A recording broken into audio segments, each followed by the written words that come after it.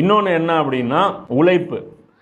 இப்போ இதில் வந்து உழைப்பு இருக்குது, வியாபாரத்தில் திறமை இருக்குது. எந்த பிஸ்னஸ் எடுக்கணும் அந்த பிஸ்னஸில் டேலண்ட் இருக்குது. திறமையான அந்த தொழில்காரன்ட்ட நிறைய பேர் வாங்குவாங்க, நல்ல பொருளை வந்து எல்லாருமே வாங்குவாங்க. அதே மாதிரி டைம் ஸ்பெண்ட் பண்ணுறான், புரியுதா? இது எதுவுமே வட்டியில் கிடையாது. அப்போ இது வந்து மனிதனுடைய ஆற்றலை வளர்க்கும், இது மனிதனை சோம்பேறியாக்கும். புரியுதா இல்லையா? இதில் வந்து மனுஷன் வந்து ஆக்டிவாக இருப்பான், இதில் உக்காந்துட்டு இருப்பான். காலையில் வருவான், பணத்தை மட்டும் கொடுத்துருவான், போய் படுத்து தூங்கிட்டு இருப்பான். என்ன பண்ணிருப்பான்?